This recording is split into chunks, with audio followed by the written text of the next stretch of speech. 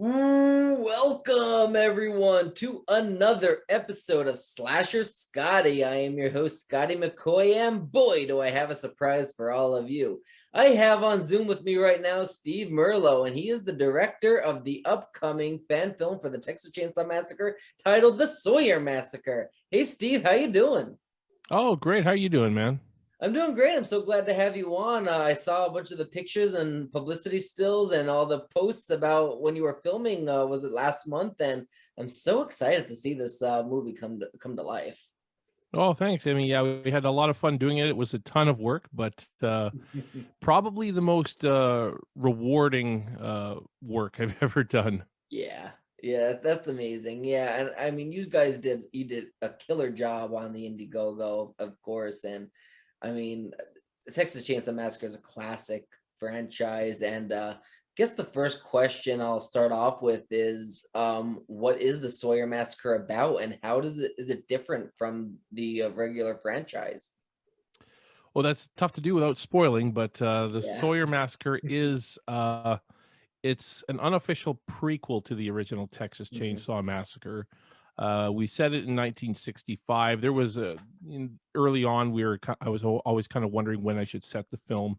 Hmm. And I chose 1965 because it was kind of the dawn of the Vietnam War. A lot of you know um, stuff was happening at that time that just kind of made sense that that was a good time Hmm. period to reflect on things happening Yeah. that I think we reflected on pretty good and pretty well in the film, but kept it pretty subtle at the Hmm. same time, like the original did. The original did had a Yeah. lot of reflections on the time period it was made. The difference with us, though, is I also wanted it to feel kind of relevant to today, which I have to admit, with all the things happening in this world right now. And by the way, I wrote the screenplay before a lot before COVID and before, of course, before this whole Russian Ukrainian war and all that kind of Yeah. stuff. But it's amazing how those things took place after I wrote the script, and it's like so many things in the script actually reflect on those things as well. So, uh, but beyond spoilers, I mean, yeah, set in 1965. Hmm. How does it differ? Again, without spoiling, it's It's tough, tough. but it was one thing, and it was tough for me to actually come up with something a little bit different because I knew I didn't want to do a rehash of what had been done before. I didn't want Hmm. to, uh, you know, make it about the same five or six kids in a van traveling through Texas and Yeah. come across a cannibalistic family. And cannibalism seems to be a massive theme, and I think that's great and all, and it was great in the original, but I didn't feel like it was. I kind of felt like the whole cannibalism aspect was only really worked well in that original Hmm. for the shock value, especially seeing Yeah. Grandpa suck Sally's finger for the first. That was Yeah. one of those moments that you can't recreate that. Yep. So even though our film doesn't neglect, well, it doesn't ignore the cannibalism, but it doesn't focus on it as well. So I did have to find something else that made Yeah. sense for the Sawyer family Hmm. to have within their family tree, um, that was going to make sense and also at the same time, I think, make them even more disturbing so Okay. that we didn't Okay. have to focus on cannibalism. Again, we don't deny cannibalism. We know that they're cannibals. I just didn't Right. feel the need to Yeah. really shove it in people's faces in this film. Which But it's makes there. sense. It's Yeah. subtle. Right. So, would you consider this then to be a prequel to the first film? Yeah, it would only really I could really only say it'd be a prequel to the original film.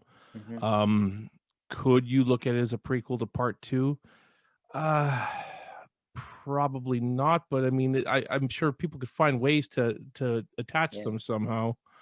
Again, because I mean, the Sawyer family name was part 2 is where that name was brought into Hmm. play, but we don't have characters like Chop Top in this or anything like that. So I mean, could you say that Chop Top was away in Vietnam during this time. I mean, this was pretty early in the Vietnam War, but I mean, I'm sure some people could probably buy Yeah. that, you know. And I mean, you're talking about the horror industry where the fans in the community and even the filmmakers in the community always find a way to relate something to another.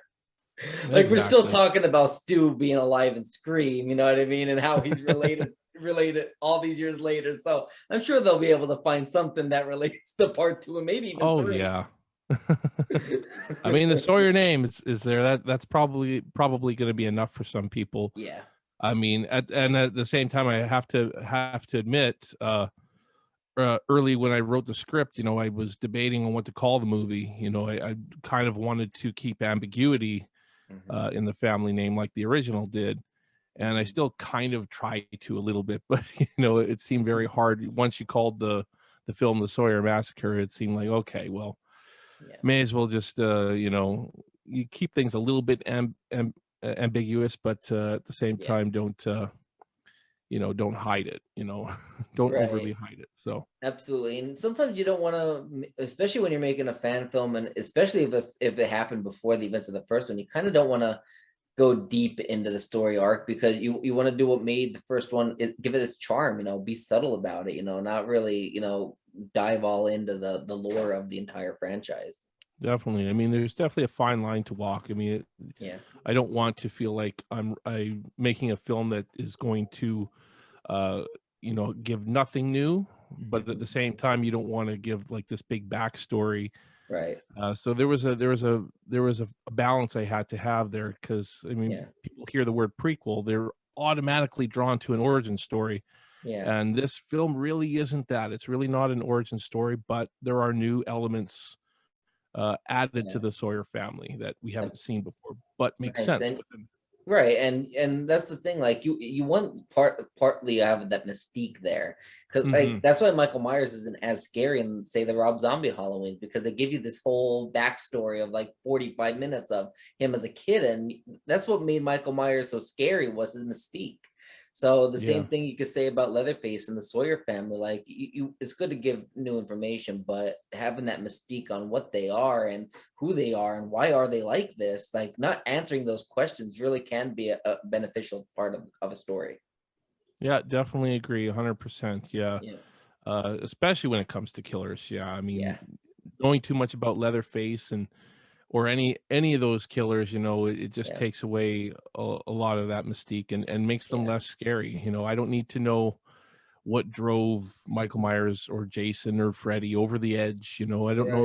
Right. I didn't need to know that Michael Myers was picked on as a kid, and Yeah. you know, I didn't need to know that. It just, Right. but you know, hey, those people that love those movies, Yeah. hey, it's all good, man. It's all good. You Absolutely. know, I prefer to skip them, but you know, some people love them and they have their Yeah. fan base, and I Yeah. can't ignore that fan base out there as well. But you know, at the same time, I can't please everybody with my film. If people are expecting a Yeah. big backstory on Leatherface, you're not going to get it in this film. Right. You know, Right. you just won't. And every film, anybody that makes a movie, they're gonna get ripped apart. No matter, you can't please Well, everybody. You're you always can't. gonna get your critics. Yeah. Yeah. Oh, That's I mean, yeah. I could tell you right off the bat, there's a lot of Chop Top fans out there, and the fact that Mhm. we ignore Chop Top in our film, I can say that 100%. Chop Top is not mentioned or anything in our film, and you know, that already does piss off a lot of people. I've already Yeah. heard people on like Reddit and stuff like that. No Chop Top, no interest. You know, it's like, so okay, he's got a fan base too. I just Yeah. you know, Yeah. so you can't please everybody, and there's going to be Absolutely. people that are fans of Matthew McConaughey's character in part 4, and Yeah. you know, it's that's all good. You know, you just can't please everybody. Absolutely. So what do you believe was the hardest or most challenging part making this movie back when you were on set? Oh, there's a lot of elements. The weather was a big one, because we lost an entire day of filming due to bad weather. We ended up going from 10 days to 9 days Oof. of filming, and 10 days was already cutting it pretty short for a Yeah. feature film. Yeah, To that's shoot in hard. 10 days is really tough. Yeah. And so we ended up shooting in 9, which Yeah. I I still don't know. know how we actually pulled that off. You know. Yeah, all of the movies I made, they've been like it took us months to make sure we got everything filmed and everything like that. So doing it in 10 days, let alone 9 days, I commend you. Yes. And then there was the locations that we had to work with. I'm not sure if you know this, Scotty, but I'm in Canada. Okay. I don't live in Texas, you know. I was doing all my prep from Canada. I didn't get it, you know. We didn't raise enough money for me to fly out to Texas early Hmm. and you know, scout all of our locations myself in person, and Hmm. you know, so I had to kind of base my booking the locations off of pictures that I saw online and stuff like that. So Ooh. when you actually got to these locations, it's like, whoa, this doesn't Praying suit that the nothing is too different. yeah. There was a lot of different. I'll say that there was a lot of different, and a lot of, you know, some stuff I did know in advance. Like I knew that a lot of these places that we were filming at had no power, so we were lucky enough to have generators pretty handy on set all the time. But I Okay. know no flush toilets or anything like that, you know. So that kind of stuff made it very very tough. But we always found a way around it, and ultimately we changed a lot of things as far as like my shot list went and everything. Like I essentially threw out my shot list after the first day because Mhm. nothing was matching the locations that was Yeah. on the shot list. It was just really really tough to capture that. And Yeah. yeah, so I mean that those were probably Okay. the toughest things to do. Nice. And as you mentioned, you did film out in Texas, which is obviously amazing because Texas Chainsaw Massacre, the Sawyer Massacre, like you want to film it in Texas.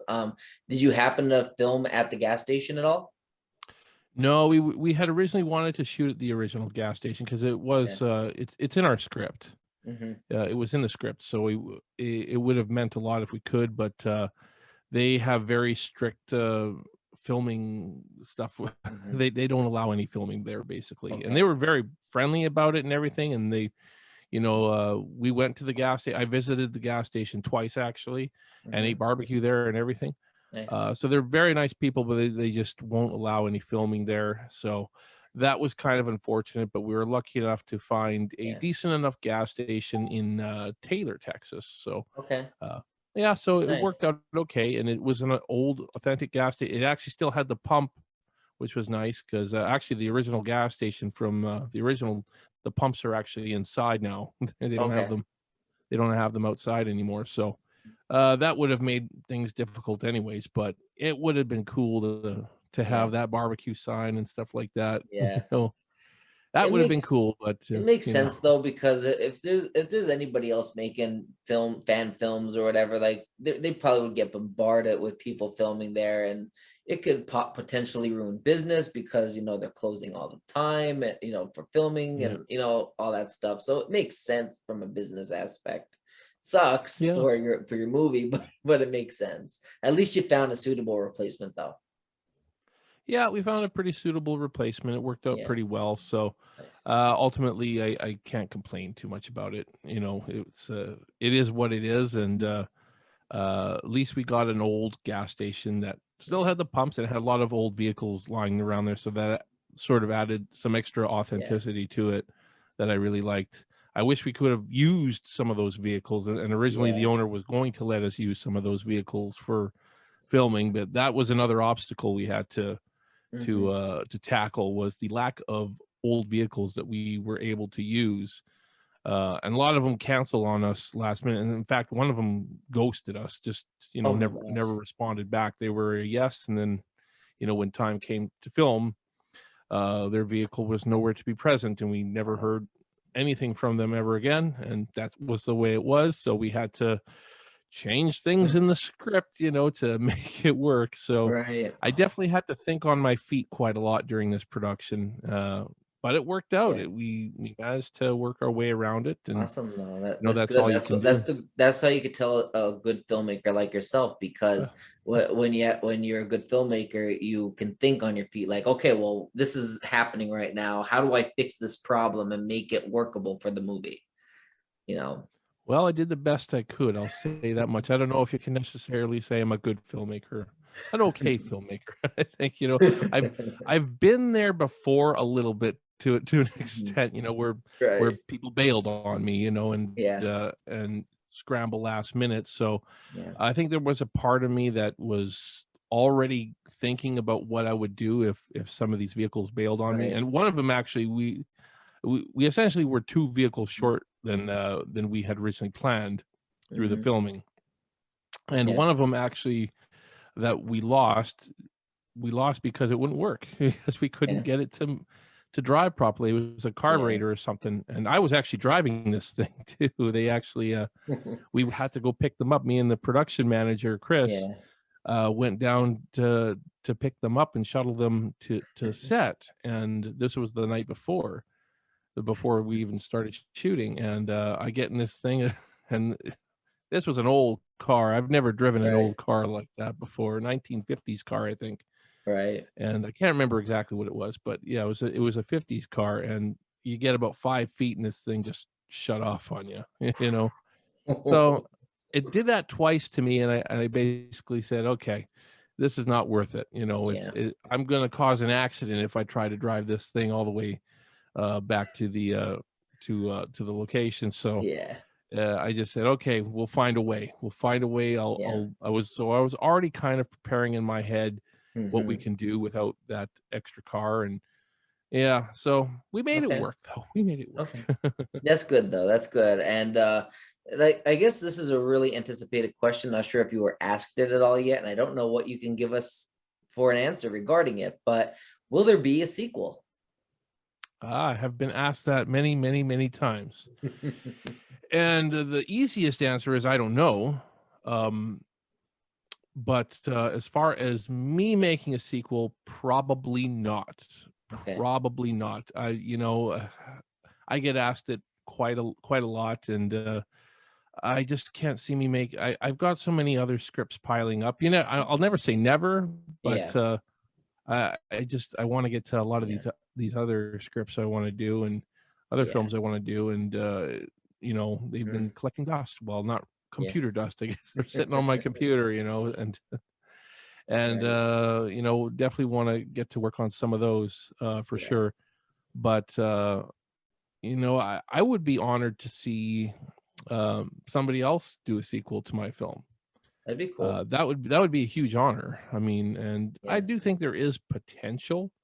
Yeah. Of course, I worry about too much being given away, and I don't know. It depends on how it's done, Yeah. but I do think there's probably potential. So, because I Yeah. mean, there is a little bit of a gap between this film and the original. There's an 8-year Right. gap, and Yeah. I think there is room for a sequel, but Mhm.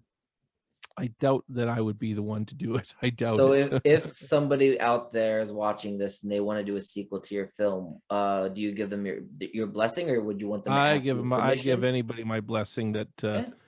is passionate about filmmaking. And Mhm. I'll definitely give even if somebody wanted to make a sequel or a feature length version to one of my shorts or something like that. Okay. It's I always give my blessing to that kind of thing, Nice. because it's an honor. It's an Yeah. honor that people like your work that much that Mhm. they want to carry it on a little bit. Yeah. Absolutely. So we know that the Indiegogo has ended. It was in demand for a while. So I'm not sure if it was today or yesterday. I saw the post, but it has been ended. So I know we talked a little bit before we started recording, and there's going to be finishing funds, I guess, post-production type of Indiegogo. So do you want to tell us a little bit about that? Sure. Yes. I mean, we've essentially raised all the money we needed to make the film, but Mhm. we want to do we want to do some good editing. We want to have a Mhm. good post production and sound design and stuff like that. So we just felt like it would be necessary to just raise a little bit more in order to make sure that the post production goes as smoothly as possible. And also and the more we thought about it, the more we said let's do a premiere Yeah. for the film, because there's a lot of opportunity for a premiere. So, Mhm. if we had a premiere, we would need a little bit more money to make that happen. So, Mhm. I believe that will be a perk on the next campaign that we do, Nice. is tickets to the premiere in Austin. We're going to do it right in Austin. Nice. It's going to be a lot of fun. We're good, but we need to fly the whole cast and crew out, and not everybody's from Texas, so that's Yeah. where a lot of that, and the venue's obviously not going to be cheap as well. Yeah. But that's why I think we wanted to. That was a big reason why we wanted to raise a Hmm. little bit more money, was having a proper premiere. Hmm. And quite honestly, I missed the cast and crew already. I just would love to see them all again. They're all Yeah. fantastic to work with. A big reason why we got this movie in the can, because Hmm. with all the things that were going against us during production, Hmm. we wouldn't have got it in the can if it Yeah. wasn't for the tremendous cast and crew we actually had, Hmm. that put up with me and put up with all the terrible locations and weather and everything Yeah. that was going against us. Yeah. uh, they made it happen at the end of the day. So I love those guys. I had a good podcast with them the other night on my YouTube channel. It was great to have a Nice. bunch of them on that. And yeah, I already missed them. So That's awesome. I know I I have just Sarah Agnes Church on my show coming up in a couple weeks or so. So we'll be oh yeah, promoting more of Sawyer Massacre. I know she was involved, so that's going to be yes, exciting she as had a well. great time. Yeah, Yeah, that's awesome. yes, she had a great time. Awesome. So obviously, you don't know. I wouldn't think you would know a set date of when the release is going to be, but do you have an estimated or an approximation month or year, even? Yeah, approximation month would probably be October. Hmm. I think we should be able to get it done by then. As far as the editing goes, we should have the movie edited fairly quickly. Hmm. But sound design and stuff takes a little bit more Yeah. time, and getting the music to it as Yeah. well. I mean, I have a little bit of music composed, and I have a couple of other composers that I'm working with as well, that have music that are going to Hmm. put their music into the film as well. Hmm. But I think October is pretty safe at this point. Nice. I've had that before, where in my more inexperienced days as a filmmaker, where you shoot a feature film, Yeah. and it takes forever to put together because there's so Yep. many issues. Yeah. Uh, you know, audio being the biggest one, actually. Yeah. Uh, oh, I hope I never work with bad audio ever again, Oh, but I know that knock on feeling. wood for that. Yeah. But we had probably the best sound guy I've ever worked with on this film, so it Nice. should sound fantastic. So, and we have a great person. Actually, our key grip is going to be doing the sound design, so we're in really good hands there. It's just a matter of being able to pay them a little bit of extra money and stuff like Hmm. that. So, Yeah. um, yeah, but they're not going to be super expensive. So that's good. But Yeah. I'm assuming a YouTube release. yeah, YouTube release, but we're also looking at festivals too. So I Okay. I might I mean, I'm talking with some people, like, what should I actually hold up on the YouTube release just so that we can get it into festivals and stuff like that? Okay. That's a tough one. I don't want to wait too long to release it on YouTube. Right. But I know some of these festivals are picky with that kind of thing. Yeah. So I'll just have to look into the festivals a little bit, and if there's a big festival that we really want to get the movie into, that won't take it unless it's not on YouTube, we might hold off on the YouTube Okay. release. But we're looking at October if that's not the case. So Nice. which I think is a good time, and Yeah. if that is the case, well, then it'd probably be early 2023, I imagine. But Yeah. I'm hoping that we won't have to wait that long. Awesome. Awesome. So the last question I do got for you, do you have any other films in the works? Anything you would like to promote to the listening and viewing audience? I do have a film that's a very, very low budget film that's in festivals right now, and I think it's going to be in the festival circuit for at least another 2 or 3 months, and then we'll be releasing it on Yeah. YouTube after that. But it's a 10-minute film, not even 10 minutes. It literally cost $200 to make, Nice. it shows in some areas, but no, it's Yeah. been pretty well received in the festivals, considering it Nice. was only made for a couple of $100. But That's nice. that movie's called Disorder. Yeah, I should be releasing on YouTube probably by the summer, I'm gonna guess. Nice. Awesome. Awesome. Well, I thank you so much, Steve, for joining me tonight. No, no, thank you for having me, Scotty. Absolutely. It's been an honor, and I can definitely look forward to seeing the Sawyer Massacre when it's released. Well, I hope I am looking forward to it too. Actually, I mean, you know, you shoot the film and you wonder how it's going to actually turn out. You know, I Yeah. felt pretty good about the way production ended, so I think we're going to have a pretty cool little movie. So that's exciting. Oh boy, I'm tired. Yeah, I'm you're telling you, Eastern time. I'm Western time. So, yeah, I'm Eastern time. It's after 8 here, and I have to be up at 4:30 for work again. oh boy. Yeah, it's Oh, the early one. do what you Absolutely. got to But do. yeah, well, you have a great rest of your night, and thank you so much again for joining me. Well, thanks for having me, Scotty. Yeah, yeah, bye. Bye.